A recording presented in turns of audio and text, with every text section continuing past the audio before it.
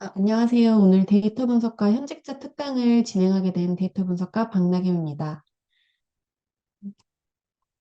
우선 간단하게 제 소개를 하고 본격적으로 강의를 시작하겠습니다. 오늘 강의는 크게 세 챕터로 나눠서 진행될 예정이고요.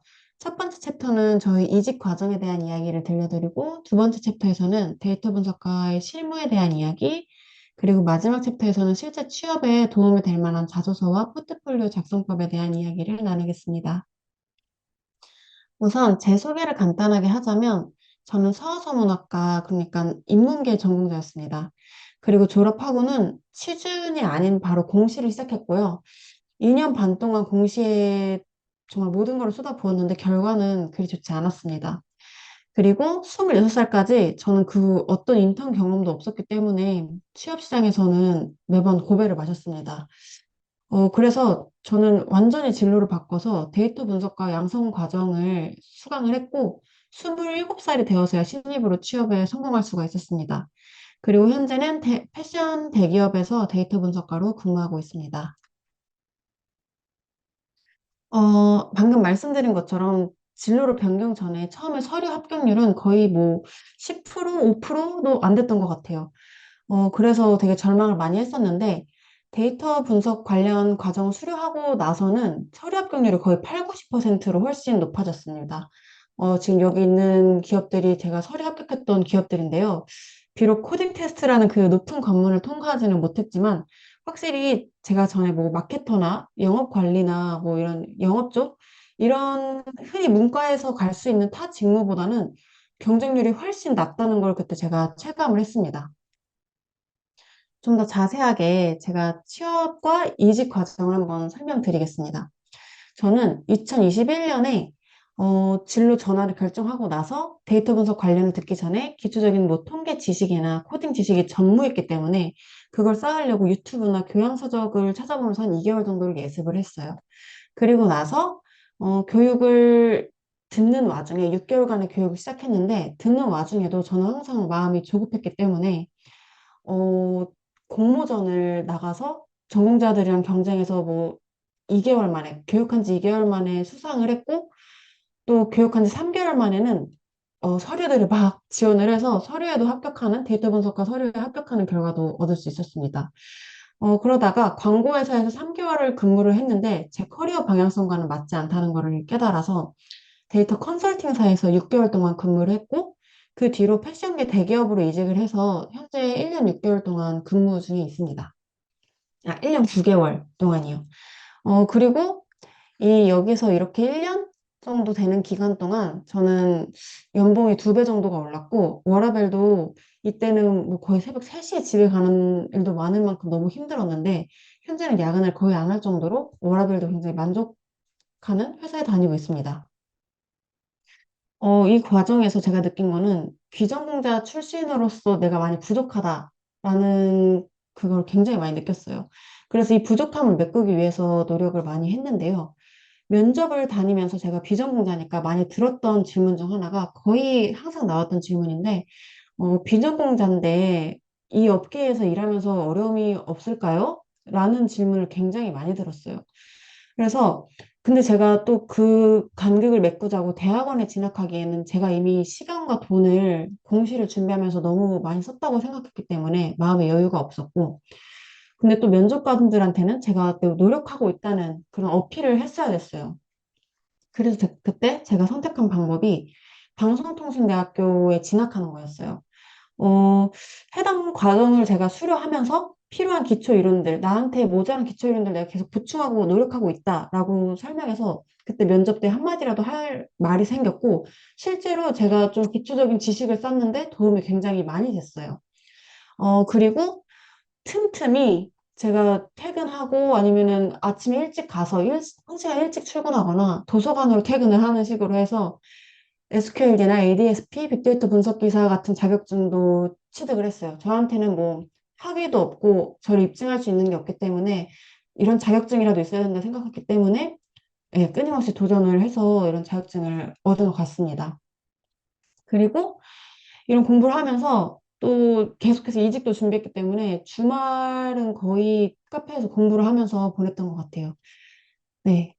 그리고 사실, 좀 제가 오랜 시간 뭐 공부도 하고 취준도 하다 보니까 주변의 기대와 저 자신의 기대가 있었기 때문에 스타트업에 가는 게 맞을까라는 생각도 많이 했어요. 근데 결국에 제가 든 생각은 뭐 그리 높은 급여를 받지 못하더라도 대학원이라고 생각했어요. 용돈을 주는 대학원. 그래서 대학원은 큰 돈을 들이면서 내가 배워야 되는데, 스타트업에서는 내가 용돈을 받으면서 배울 수 있네? 내가 배우고 있는데 용돈도 주네? 라고 생각해서 되게 감사했고, 결국에는 그 포트폴리오를 가지고 제가 만족할 만한 회사에 들어갔기 때문에 내가 잘했다라는 생각이 지금은 들어요. 그때 제가 현재 다니는 회사에 같이 합격한 동기가 데이터 관련 대학원 졸업생이거든요. 그래서 대학원에 2년을 돈을 주고 다닌 사람이랑 6개월 동안 돈을 받으면서 다녔는데 내가 이런 성과를 얻었구나 라고 생각해서 저는 그때 그 선택에 대해 굉장히 만족을 하고 있습니다. 그리고 이제 데이터 분석가가 실제로 하는 일이 궁금하실 텐데 그 부분에 대해서 한번 얘기를 드리겠습니다. 저 데이터 분석가로 일을 시작하기 전에는 되게 뭔가 막연하고 이게 도대체 무슨 일을 정확히 할까? 이런 굉장히 모호하게 느껴졌어요.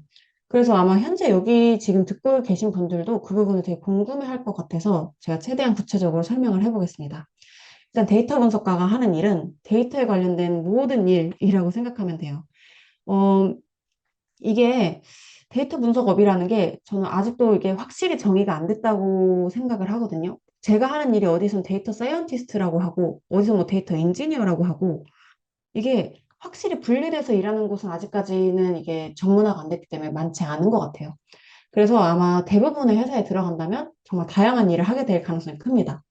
저 같은 경우 현재는 전사 데이터를 관리하는 데이터 서비스 파트에서 근무하고 있기 때문에 만약에 그러니까 저희 파트에서 전사의 데이터를 다 관리하고 있어요. 그래서 타 부서에서 이런 데이터가 필요하다, 좀 추출해달라 할 때 저희에게만 권한이 있기 때문에 제가 그런 데이터를 조건을 걸어서 이제 추출해주기도 하고요. 만약에 또 대시보드를 만든 거에서 데이터 수치가 뭔가 이상한 것 같아요 라고 하면 왜 데이터가 잘 안 쌓이고 있는지, 어디서 오류가 나는지 이런 것들을 이제 체킹하는 일도 하고요. 그리고 리포트, 대시보드가 필요한 경우에 이건 가장 일반적으로 많이 하는 건데 데이터 가공해서 시각화. 그리고 최근에는 뭐 머신러닝이나 AI까지도 하고 있습니다. 이렇게 보면은 되게 일이 많고 바빠 보일 수가 있는데 사실 이 모든 일들이 뭐 시각화라던가 머신러닝, AI 이런 걸 동시에 하는 게 아니라 시즌이 있어요, 항상. 이거를 집중적으로 할 때, 이걸 집중적으로 할 때 그렇게 있기 때문에 항상 전 지금까지 뭐 야근 해본 적 없고 중간에 항상 티타임도 가질 정도로 좀 그렇게 빡세진 않게 일을 하고 있습니다. 이 중에서 여러분이 아마 취업을 하게 된다면 가장 일반적으로 하게 될 일이 아마 데이터 분석 및 시각화일 것 같아서 이 부분에 대해서 좀 더 제가 구체적으로 설명을 드리겠습니다. 데이터 분석가로 근무하면은 어떤 툴을 다루게 될지 뭐 태블로를 다루나요? 데이터 스튜디오를 다루나요? 이렇게 굉장히 궁금하고 뭐부터 공부를 해야 될지 좀 막연하고 궁금하실 텐데요. 저희 회사 같은 경우를 예를 들면 저희 회사는 엑셀, PPT, 데이터 스튜디오 그리고 여기다 MSTR이라는 또 다른 시각화 툴까지 다 이용을 합니다.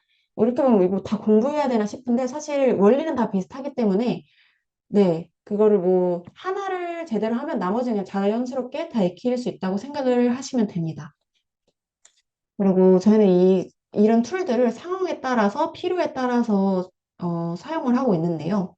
이 중에서 가장 고전적이고 좀 많이 쓰이는 간편한 툴은 엑셀인데요. 엑셀은 일반 회사원분들도 많이 쓰시니까 보통 이런 걸 쓰는 경우는 브랜드가 그냥 지금 당장 볼 거, 뭐 지속적으로 볼 건 아니고 간이 지표. 지금 이걸 확인하고 싶다. 계속 지속적으로 볼 건 아니다. 해서 빠르게 지표를 좀 뽑아줘야 할 때 많이 사용하고 있습니다. 좀 다루기가 쉽고 데이터를 끌어오는 게 조금 쉽기 때문에 많이 쓰이는데 근데 한계가 있다면 시각화에서 좀 디테일한 표현이 부족해요. 엑셀은 좀 시각화 쪽에는 특화되어 있는 툴이 아니라고 생각을 하기 때문에 그런 단점이 있고요. PPT는 보통 구글 슬라이드, 구글에서 제공하는 PPT 툴을 사용하고 있는데, 이거는 전사에 공유할 중요한 리포트일 경우, 보고용 지표인 경우에 공들여서 만드는 경우, 좀 디자인에 신경을 쓰고, 그리고 이렇게 PPT 같은 경우는 한 페이지 안에 그래프가 많이 들어가지 않기 때문에 한 지표 한 지표 강조하면서 봐야 될 경우에 사용을 하고 있습니다. 그리고 마지막으로 데이터 스튜디오는 실시간으로 데이터가 새로 고침하면 계속 업데이트가 되고 어, 그래서 그 사람들이 계속해서 지속적으로 지표를 봐야 된다. 내가 매일매일 이게 어느 정도 팔렸고 어제랑 비교해서 어떤지 이거를 지속적으로 보는 어떤 대시보드가 필요하다라는 그런 요청이 올 때 그 부분 요청하신 분들의 필요에 따라서 구성을 해가지고 만들어 드립니다. 그리고 엑셀보다는 좀 시각화해서 디테일한 부분을 설정할 수 있기 때문에 지속적으로 데이터를 체크해야 되는 경우, 네, 이렇게 만들어집니다. 그리고 이제 시각화를 어떻게 하는지에 대해서 설명을 드릴게요. 보통 이런 대시보드를 만들어 달라는 요청이 오면은 이제 그 현업 담당자분하고 좀 회의를 거쳐요. 같이 상의를 해요. 그래서 이런 지표가 필요하냐? 그리고 기준은 어떠냐? 이 기준을 설정하는 게 굉장히 중요하거든요. 그래서 예를 들어 저한테 이런 문의가 와요. 지난 3개월간에 우리 브랜드 재구매한 고객들을 좀 추출해 주세요. 라고 하는데 이렇게만 얘기하면 이 3개월 안에 재구매를 한 건지 아니면 지난 1년간 구매하고 최근 3개월 안에 재구매를 했는지 이런 것들을 계속 논의를 해서 맞춰가야 돼요. 안 그러면 또 생뚱맞게 다시 뽑아야 되기 때문에 일단 이런 기준이랑 필요, 니즈에 대해서 체크를 합니다. 그 다음에 저희 데이터베이스를 저희가 가지고 있기 때문에 거기서 어느 테이블을 봐야 되는지를 보고 거기서 뭐 등록 상품 정보인지 회원 정보인지 물류센터 정보인지 이런 걸 이제 필요한 걸 취합을 하고 이제 사용될 컬럼, 여기 안에서 데이터셋 안에서 어떤 컬럼을 사용하고 이제 가공을 어떻게 할 건지, 뭐 전처리는 어떻게 할 거고, 이거를 그룹 파일을 썸을 어떻게 할 건지, 어떤 기준으로 할 건지, 이런 것들을 정리한 저는 기획서를 먼저 작성을 해요. 이 기획서를 먼저 작성해놔야 빼놓지 않고 내가 뭘 하려고 했는지를 놓치지 않을 수가 있더라고요. 그리고 이 기획서에 기반을 해서 데이터를 가공하고 전처리를 하고 이 숫자가 맞는지 크로스 체크를 하고 예를 들어 저희 같은 경우는 저희 브랜드 구매한 사람 중에 임직원은 제외한다. 그리고 분석 기간 내에 구매한 회원들 이름만 디스팅트로 이제 다 고유값으로 추출한다. 이런 식으로 조건을 다 추출을 합니다. 그 다음에 이제 가공된 데이터를 이렇게 스프레드시트, 엑셀, 스프레드시트나 구글 슬라이드나 데이터 스튜디오에 끌고 옵니다. 이제 끌고 와서 거기에 가장 적합한 시각화로 이렇게 시각화를 해줍니다. 그리고 보통은 이런 경우 업데이트를 자동화를 한다고 하는데 기간을 설정할 때 몇 월 며칠부터 몇 월 며칠까지를 설정하는 게 아니라 직전 1년, 직전 1주 이런 식으로 해서 그냥 새로 고침만 누르면 자동으로 최신 데이터가 뜰 수 있게끔 네, 그렇게 설정을 하고 있습니다. 그리고 두 번째로 보여드릴 건 머신러닝. 머신러닝도 꽤 많이 사용을 하는데요. 저는 사실 제가 뭐 전공자가 아니고 머신러닝이라고 하면 막연하게 좀 너무 두려운 느낌이 들었었는데 이게 또 막 검색하고 하면은 하게 되더라고요. 그래서 제가 했던 추천 시스템 프로젝트에 대해서 설명을 한번 드려볼게요. 어떤 거냐면 저희 회사의 공식 몰 안에는 브랜드가 굉장히 많아요. 1,000개가 넘는 브랜드가 있는데 그 브랜드 중에서는 이제 구매자가 적은 브랜드도 있겠죠? 그런 경우에는 그 해당 브랜드가 프로모션을 하는데 알림을 발송할 대상을 못 찾겠는 거예요. 왜냐면 구매한 고객 자체가 적으니까 어떤 고객이 이 브랜드에 관심이 있는지 모르니까 프로모션 대상을 못 정해요. 그런 경우 해당 브랜드랑 같이 그래서 브랜드 간의 유사도가 높은 브랜드들을 찾아서 예, 그 브랜드를 구매한 고객한테도 알림을 발송하는 그런 거를 한번 설계를 해서 만들어 봤습니다. 그래서 처음에 이제 어느 데이터를 사용할지를 정했죠. 구매 이력이랑 장바구니에 넣는 데이터를 가져왔어요. 그리고 만약에 구매한 경우는 1점, 장바구니는 0.12점 가중치로 계산을 했는데 그 이유가 장바구니를 예를 들어 이런 거죠. 100개의 상품을 담았어요. 근데 그중에서 사람들이 구매하는 건 12개더라. 이러면 가중치가 0.12점 이런 식으로 계산을 해서 점수를 다 계산을 하고 또 빅커리로 기간별로 이제 테이블을 가져와요. 1년 동안의 연관도가 다르고 3개월간의 브랜드 간 연관도가 다르고 이렇게 다 다르더라고요. 그리고 파이썬으로 데이터를 또 전처리를 해요. 왜냐면 브랜드명이 어떤 건 소문자 똑같은 브랜드인데 소문자로 써 있거나 대문자로 써 있거나 이렇게 해서 브랜드가 하나인데도 두 개로 나오는 경우가 있고, 띄어쓰기 때문에 다른 브랜드로 인식하는 경우가 있고, 이런 식으로 에러가 계속 발생하기 때문에 이런 전처리를 거쳤어요. 그리고 또 피보팅이라는 거는 뭐 엑셀에서도 많이 쓰는데 거기서 요구하는 데이터 모양이 있어요. 거기 머신러닝 안에 돌리려면. 그래서 그 모양으로 가공을 하고, 이제 코사인 유사도를 거기서 사이클론 라이브러리 이용해서 계산을 해요. 계산을 하고, 그걸로 이제 테이블을 생성해서, 이제 구글 스프레드시트에 이제 끌고 와서, 기간별로, 그리고 내가 원하는 브랜드 기준으로 조회를 할 수 있게, 이렇게 대시보드 같은 거를 만들어서 사람들이 활용할 수 있게 만드는 작업까지 이런 일들을 하게 됩니다. 근데 정말 데이터 분석가는 저는 어떻게 생각하냐면 끊임없이 문제를 정의하고 해결하는 사람이라고 생각해요. 이 일을 하다 보면 삽질을 정말 많이 하게 돼요. 그래서 다시 처음으로 돌아가고, 그래서 기준을 설정하는 게 가장 중요해요. 왜냐면 다시 처음으로 안 돌아가려면. 근데 잘 설정한다고 해도 항상 중간이나 후반부에 이거 왜 안 맞지? 이런 경우가 오거든요. 그래서 다시 돌아가는 경우가 많은데 제가 예시를 한 네 가지 정도? 이게 제가 뭐 하루 동안 해결했던 어려움들을 한번 적어본 거예요. 예를 들어, 제가 두 대상 집단을 만들었는데 그 하나가 거의 뭐 2천 명이면 한 집단이 2천 명이면 한 집단은 막 2만 명이 있는 거예요. 그래서 아니 어떻게 이 정도가 차이가 나지? 했는데 내가 브랜드명 기준으로 한 번 더 집계를 했기 때문에 예를 들어 A라는 사람이 브랜드를 A라는 사람이 브랜드를 뭐 C, B 브랜드를 둘 다 구매했으면 두 명인 것처럼 집계가 되는 거예요. 그런 거를 찾기까지 또 삽질을 해야 돼요. 뭐가 잘못된 거지? 이런 식으로. 그래서 그런 거 한번 오류가 이제 해결되고, 근데 이제 또 막상 만들어 돌리려니까 막 열심히 돌다가 한 두세 시간 돌다가 런타임 오류가 발생해요. 그러면 전에 돌아갔던 게 다 날라가요. 이럼 또 어떻게 해야 되지? 라고 해서 다시 또 잘라봐요. 6개월로 잘라보고 3개월로 잘라서 다시 돌려고 다시 돌려봐서 될 때까지. 그렇게 했을 때 보통 그때 제 결과는 3개월 정도 돌리니까 되더라고요. 그래서 차라리 옷은 분기가 있으니까 시즌이 있으니까 그 시즌별로 나눠서 하는 게 낫겠다 해서 그런 식으로 해결을 했고, 또 엑셀에서 뭐 원하는 조건의 데이터를 1위부터 10위까지 정리를 해야 되는데 엑셀에 그런 기능이 있나? 이렇게 또 찾아봐야 돼요. 근데 또 찾은 게 엑셀에서도 SQL처럼 쿼리를 이용해서 가져올 수 있구나. 이런 걸 또 막 제가 서치해서 알아봐서 해결하고, 또 오프라인은 온라인 같은 경우는 만약에 내가 A라는 브랜드랑 같이 구매한 브랜드가 한 100개 정도가 나올 수 있는데 오프라인은 왜 10개 미만이지? 왜 A라는 브랜드랑 같이 구매한 브랜드가 3개밖에 없지? 이게 또 멘붕이 오는 거예요. 근데 이게 또 상식적으로 생각해보면 말이 돼요. 온라인 같은 경우는 당연히 그 온라인 안에서 같은 아이디로 여러 브랜드를 사겠지만 오프라인 같은 경우는 그러기가 굉장히 어렵죠. 여러 매장을 돌아다니면서 여러 브랜드를, 그것도 내가 같은 회원 번호를 가지고 있어야 되는데, 그게 맞구나. 이런 식으로 또다시 스스로 납득하고, 이렇게 계속 문제를 발견하고, 아찔하고, 다시 또 해결하는 과정의 연속입니다.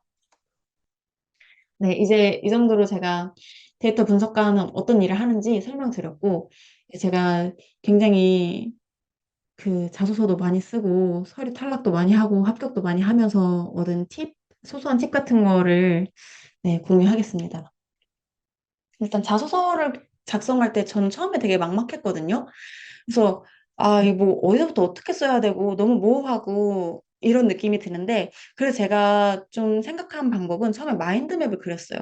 그래서 나라는 사람을 중심에 두고 이제 나의 성격, 장단점, 그리고 나의 뭐 성장 과정이라던가 이런 것들 다 쓰고, 장점, 예를 들어 창의력 이러면 또 창의력에 관련된 그 경험들을 키워드별로 다 쓰고 이런 식으로 해서 각각 지원서에 맞는 컨셉을 잡는 거예요. 그래서 나의 이런 점과 이런 점들을 뽑아와서 이런 색깔로 나를 컨셉을 잡아야겠다.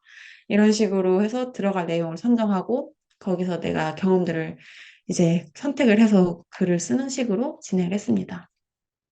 그래서 나는 어떤 사람인가 라는 거에서 제가 강조하고 싶은 키워드들을 막 여러 개 막 다 적어요. 엄청 적은 다음에 여기서 이제 내가 이 회사와 맞는 나의 특징은 뭔지, 그리고 그 특징과 연결된 경험은 뭔지 이렇게 선택을 하는데, 이제 맨 처음에는 어떤 식으로 쓰냐면 이렇게 사람의 마음을 가장 잘 읽는 데이터 분석 박래입니다. 이렇게 소제목겸으로 딱 눈길을 끌 수 있는 거를 하나 만들고 그 다음 문장으로 나를 소개하는 딱 한 문장. 그래서 이거에 대해 조금만 더 디테일하게 들어가요. 왜 사람의 마음을 가장 잘 읽냐면 나는 다른 사람이 남긴 흔적을 분석해서 마음을 읽는 일에 관심이 많다. 심리학의 관점에서 그리고 인문학의 창의력으로 인사이트를 도출하는 걸 잘합니다. 제가 이렇게 쓴 이유는 제가 전공자가 아니기 때문이에요. 내가 전공자가 아닌데 여기서 가질 수 있는 장점이 뭐지? 라고 생각했을 때, 그리고 나는 학교에서 심리학 수업을 들었고, 인문학 토론을 많이 했고, 이렇게 생각했기 때문에, 여기서 내가 가질 수 있는 경쟁력은 이거다라고 생각했기 때문에 그걸 좀 강조를 했었습니다. 그리고 이유와 관련된 경험을 한두 개 정도 제시하는 게 좋아요. 그래서 그리고 한두 개 정도를 제시할 때 이거를 구구절절 뭐 처음엔 뭐 했고 나중에 결론은 이랬습니다라는 게 아니라 맨 처음에 육하 원칙으로 그냥 한 문장으로 딱 정리를 해요. 내가 언제 또 무엇을 어디에서 무엇을 어떻게 했다. 그래서 그 결론은 어떻게 됐다라는 거 성과까지 앞에 첫 두 문장으로 다 정리를 했습니다. 아마 보통 다 이렇게 읽거든요. 인사 담당자는 끝까지 읽을 시간이 없기 때문에 다 너무 많기 때문에. 네, 이런 식으로 정리를 했고, 마지막에는 이제 입사 포부, 지원 동기를 써주는데요. 예, 이렇게 해서 어필을 해줘야죠. 그냥 제 장점만 얘기하는 게 아니라 회사 인재상이 다 있잖아요. 예를 들어 뭐 마이리얼 트립 같은 데는 자기주도적 협업, 도전 이런 경우는 이걸 막 다 섞어가지고 마지막 임팩트 문장 하나를 남겨주는 거예요. 그래서 끊임없이 도전하는 동료들과 함께 성장해서 나도 미래를 책임지는 핵심 인재가 되고 싶다. 뭐 예를 들어 코어롱은 뭐 도전, 변화, 혁신, 고객 지향이다 이러면은 저는 도전에 열려 있고 난 좀 자유롭고 이런 데서 이런 내 장점이 잘 발휘될 수 있을 거라고 확신해라고 너네 회사를 내가 겨냥한 거야 라는 이런 어필을 해줘야 됩니다, 마지막에. 그래서 보면 이렇게 구조가 나옵니다. 인트로에서 간단한 자기소개, 내 장점 어필. 그리고 내 장점이 진짜야. 왜? 이런 경험이 있기 때문이야. 그리고 결론, 나 니네 회사 진짜 가고 싶어. 이렇게 만들어주면 자기소개가 완성이 됩니다. 그리고 이거는 팁인데요. 이거 알고 있는 사람들도 있을 텐데, 링커리어라는 네이버에 링커리어라고 검색하면 자소서 맞는 검색기가 있습니다. 여기에 제가 가고 싶은 기업이나 아니면은 하고 싶은 직무를 쓰면 그것과 관련된 합격 자소들이 엄청 많이 떠요. 이런 거 한 10개 정도 분석하면 어느 정도, 나도 이렇게 쓰면 되겠다. 뭔가 딱 감이 옵니다. 그래서 이런 걸 많이 보는 거를 추천을 드려요.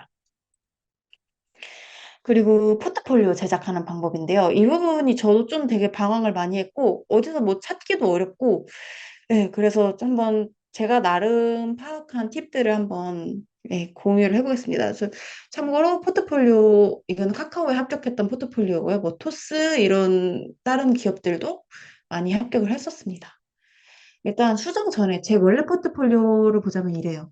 그냥 제목이랑 캡처 몇 개랑 그냥 이게 뭐야? 라는 설명만 이렇게 다, 그리고 다다 익선이라고 생각해서 내가 했던 거 다 보여줘야지 라고 생각해서 그냥 다 넣었어요.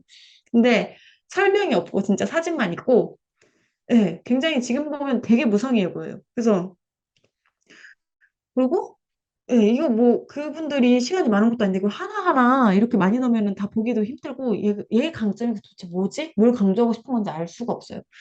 그리고 내가 사용할 수 아는 그래서 기술이 뭐고 내 강점이 뭔지 있는 한 번에 정리한 페이지가 없어요. 그래서 저에 대한 파악이 굉장히 어려웠을 것 같다라는 생각이 지금 보면 들어요. 그래서 수정 후에 제가 많은 연구를 거듭한 끝에 만들게 된 포트폴리오인데요.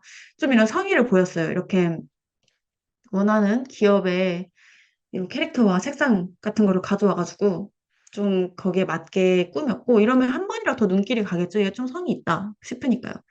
그리고 각각의 프로젝트에 대한 개요랑 내가 어려움에 대한 해결 방법, 나의 문제 해결 능력이 이 정도야라는 걸 어필할 수 있는 그리고 그래서 그 성과, 내 성과가 어땠어? 라는 것들. 그리고 모든 프로젝트를 넣지 않고 내가 진짜 강조하고 싶다. 이 회사는 핏이 맞는 것 같다. 라는 프로젝트 한 두세 개 정도만 지금 생각하면 세 개까지도 필요 없는 것 같아요. 두 개를 좀 제대로 적으면 어필이 될 것 같아요. 그리고 이렇게 저의 이력과 저의 정보를 한눈에 볼 수 있는 이게 좀 친절한 포트폴리오인 것 같아요. 그 사람에 대해 좀 더 파악할 수 있으니까요. 네, 그래서 첫 번째 단계는 전체적인 컨셉을 정하는 거. 사실 이거 첫 번째 아니라 마지막에 돼도 될 것 같아요. 이렇게 다 통합으로 만들어 놓고 컨셉은 나중에 입혀도 되니까요. 그래서 대부분은 회사를 보면 PPT는 아직도 많이 써요. 굉장히 많이 쓰이는 툴이기 때문에 이걸 통해서 얘가 문서 작성 능력이 어느 정도 되는구나를 가늠할 수도 있어요. 그래서 저는 PPT로 작성하는 걸 좀 추천드리고요. 그리고 아까 말씀드린 것처럼 지원하려면 회사의 테마 색상, 뭐 이런 거, 로고 색상, 그리고 채도는 좀 낮추는 게 좋다. 왜냐면은 예, 너무 쨍하면은 보기 불편할 수 있기 때문에. 그리고 대기업일 경우에는 이렇게 자체 글꼴을 다 다운받을 수 있어요. 카카오뱀이 나무를 퍼시픽 이런 데는. 그러니까 네, 좀 성의를 보이려면 그 글꼴까지 이용하면 더 좋겠다 싶습니다. 그리고 프로필 같은 경우에는 저는 항상 그분들의 편의를 생각해서 제일 상단에 한 문장으로 나의 장점은 이거야. 나는 좀 이렇게 긍정적으로 낙천적으로 문제를 해결하는 걸 좋아해. 이렇게 써줬고요. 그리고 PPT가 이렇게 가로로 기니까 3등분 해서 이렇게 쓰는 게 가장 좀 일반적인 형식인 것 같더라고요. 그리고 제가 IT 업계에서 일하면서 느낀 거는 그 어떤 영업이라던가 사람을 대하는 다른 직무보다는 컴퓨터를 대하는 직무라서 그런지 학벌을 중요하게 본 데를 제가 잘 못 봤어요. 그래서 그냥 나 대학 졸업했어, 나 대학 학위 있어 정도만 알리면 되고 중요한 건 프로젝트니까.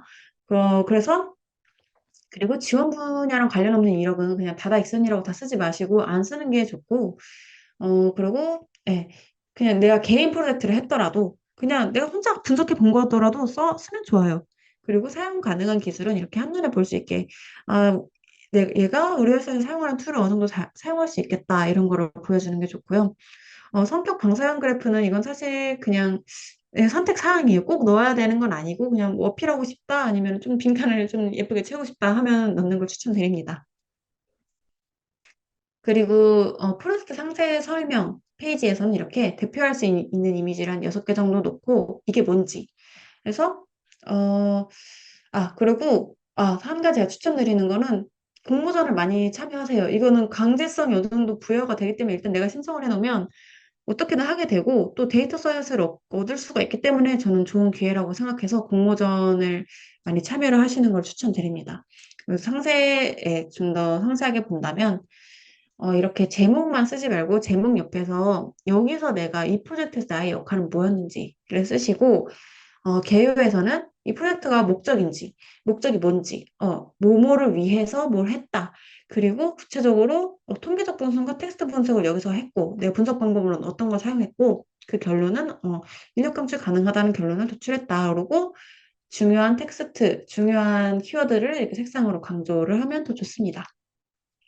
그리고 어려움을 해결 방법에서는 이런 거를 굉장히 많이 물어보기도 하거든요, 면접에서. 예, 뭐 같이 할 때 어려움이 있었냐? 그런 경우 어떻게 해결했냐? 뭐 이런 것들을 많이 물어보는 걸 보면 얘가 우리 집단에 와서 어려움이 있을 때 잘 해결할 수 있는 앤가? 라는 예, 생각이 들기 때문이라 생각해서 이렇게 그게 분석적 어려움이든 관계적 어려움이든 그 해결 방법을 써서 내가 의사소통 능력이 좋다 아니면 나는 문제 해결 창의력이 좋다라는 거를 좀 어필하는 게 좋습니다. 그리고 마지막 성과에서는 내가 여기서 이런 인사이트를 도출해서 예, 이런 이해도가 높아졌어라는 것과 내가 실제로 이 회사에 이렇게 기여했어. 회사가 없다면 그냥 만약 수상 이력 이런 게 될 수도 있겠죠. 그런 성과를 쓰는 걸 추천드립니다. 그 외에도 이건 진짜 너무 사소한 꿀팁인데 지금 제가 여기도 다 이렇게 그림자를 넣었는데 이렇게 넣으면 훨씬 더 제가 넣는 이미지가 깔끔해 보인다라는 거. 그리고 노션으로 요즘 많이 받기도 하는데 대부분은 어떤 느낌이냐면 PPT가 기본이고 노션은 플러스 알파인 느낌이에요. 그래서 아직까지는 그 PDF 파일 올리기 이렇게 돼 있는 데도 많거든요. 아니면은 메일로 포트폴리오 좀 보내보라고 하는 데가 많고 그래서 저는 일단 우선은 PPT로 만드는 거를 추천을 드립니다. 그리고 끝으로 제가 이제 이번 주 토요일부터 고객 결제 로그 데이터 분석을 기획부터 보고서 작성을 어떻게 하는지 진짜 실제로 실무는 어떻게 하는지 함께 스터디하면서 포트폴리오까지 만들어가는 강의를 이번 주 토요일부터 시작을 하거든요. 지금도 모집 중인데 많은 분들이 함께 해서 원하는 것들을 얻어 가셨으면 좋겠습니다. 네. 여기까지 제 강의는 끝이고요. 더 이제 궁금하신 거 있거나 하신 거는 네, 물어봐 주시면 감사하겠습니다.